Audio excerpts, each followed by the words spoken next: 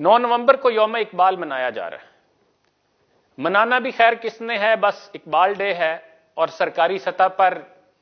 اس کی کیا چھٹی ہونی تھی، اقبال ہی کی چھٹی کرا دی گئی ہے۔ اور اس کی وجہ یہ ہے کہ 60-65 سالوں سے اس ملک کے سیاہ و سفید پر قابض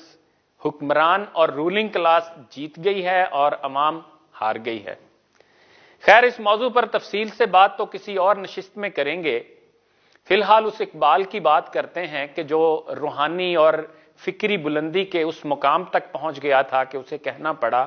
وہ حرف راز کے مجھ کو سکھا گیا ہے جنوں، خدا مجھے نفس جبرائیل دے تو کہوں۔ وہ کہتا ہے کہ میں یہ جو روحانی دنیا کے اسرار و رموز ہیں وہ میرے سامنے اس طرح سے ہیں، میں ان کو اس طرح سے دیکھتا ہوں کہ ان کو بیان کرنے سے میرا انسانی نفس جو ہے وہ قاصر ہے، اور خدا مجھے جبرائیل کا نفس دے تو میں ان کو کھول کے بیان کر سکوں۔ اور پھر اس کا خدا کے ساتھ آشنائی کا یہ عالم ہے کہ اس کے ساتھ فکری اٹکیلیاں کرتا ہے کہ قصوروار غریب الدیار ہوں لیکن تیرا خرابہ فرشتے نہ کر سکے آباد۔ اور پھر یہ تانا دینے سے بھی باز نہیں آتا کہ سمندر سے ملے پیاسے کو شبنم، بخیلی ہے یہ رزاقی نہیں ہے۔ اور فکری ہاتھا پائی میں تو یہاں تک آ پہنچتا ہے کہ فارغ تو نہ بیٹھے گا محشر میں جنوں میرا، یا اپنا گریباں چاک یا دامن یزداں چاک۔ لیکن پھر بچہ جیسے ماں باپ سے لڑ جھگڑ کے بالآخر جو ہے وہ مان جاتا ہے اور اپنی غلطی تسلیم کر لیتا ہے، نادم ہوتا ہے، تو ایسے ہی وہ کہتا ہے کہ چپ رہ نہ سکا حضرت یزداں میں بھی اقبال، کرتا کوئی اس بندے گستاخ کا منہ بند۔ تو خیر یہ ہائی لیول کی باتیں ہیں، اقبال جانے اس کا خدا جانے، رمزیں ہیں محبت کی گستاخی و بے باکی۔ یہ اس اقبال کی باتیں ہیں کہ جس کا موترف ترکی کا صدر طیب اردگان اپنے جلسے میں اس کا شعر کوٹ کرتا ہے کہ اگر عثمانیوں پر کوہ غم ٹوٹا تو کیا غم ہے کہ خون 100,000 انجم سے ہوتی ہے سحر پیدا۔ اور اندازہ کرے کہ 1 صدی کے بعد اقبال کا وہ کہا ہوا سچ ثابت ہو رہا ہے، اور خلافت کے ٹوٹ جانے اور لاکھوں لوگوں کی قربانی کے باوجود آج ترکی امت مسلمہ کے لیڈر کے طور پر ابھر رہا ہے۔ اور ترکوں نے کونیا میں حضرت مولانا رومی کے مزار کے ساتھ اقبال کی علامتی قبر بنا کر اس کی عظمت کا اعتراف کیا ہے۔ امریکہ نے افغانستان پر حملہ کیا تو واشنگٹن پوسٹ نے اپنے اداریے میں اقبال کا یہ شعر شائع کیا اور ایک طرح سے اس کی فکر کی تضحیق کی کوشش کی، اور شعر یہ تھا کہ کافر ہے تو شمشیر پہ کرتا ہے بھروسہ، مومن ہے تو بے تیغ بھی لڑتا ہے سپاہی۔ اور ساتھ طنزیہ انداز میں یہ کہا کہ لو اگر مومن ہو تو اب بے تیغ ذرا لڑ کے تو دکھاؤ۔ اور وقت نے دکھایا کہ طالبان لڑے اور خوب لڑے،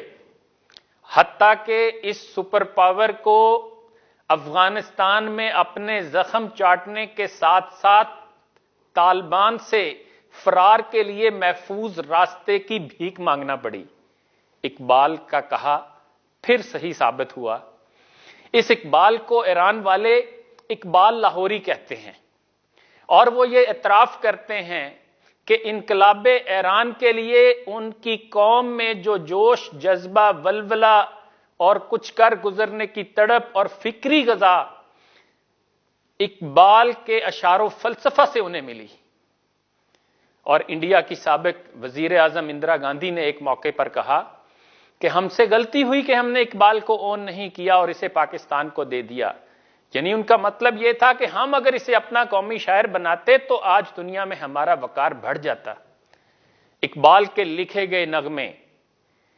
سارے جہاں سے اچھا ہندوستان ہمارا جیسا ملی نغمہ تو ہندوستان میں آج تک کوئی شاعر اور دانشور نہیں لکھ سکا کہ جس کو وہ اس طرح اپناتے جس طرح اقبال کے اس نغمے کو اپنایا گیا تھا۔ اقبال کی دنیا بھر میں یہ عزت اس لیے ہے کہ وہ سچا مسلمان تھا، مرد حق تھا، مرد مومن تھا، عاشق رسول تھا، قرآن کا دائی تھا، اسلام کا سپاہی تھا۔ اقبال نے فارسی اشعار میں خود نبی کریم صلی اللہ علیہ وآلہ وسلم کے حضور یہ بات کہی کہ گر دلم آئینہ بے جوہر است، در بحرفم غیر قرآن مزمر است، روز محشر خارو رسوا کن میرا، بے نصیبس بوسے پاکن میرا۔ کہ اے نبی صلی اللہ علیہ وآلہ وسلم، اگر اس آئینے میں کوئی جوہر نہیں اور اگر میری ان باتوں میں قرآن کے سوا بھی کوئی بات ہے تو آگے دیکھیں کتنی بڑی بات کہی کہ روز محشر آپ مجھے ذلیل و رسوا کر دیجئے اور اپنے مبارک پاؤں کے بوسے سے مجھے محروم کر دیجئے۔ ایک عام مسلمان بھی ایسی بات کرتے ہوئے لرز جاتا ہے تو اقبال جیسا دانشور شاعر اور فلسفی کہ جسے دنیا مانتی ہے وہ یہ بات اس لیے کہہ رہا ہے کہ اسے یقین ہے کہ اس کی فکر خالص اسلامی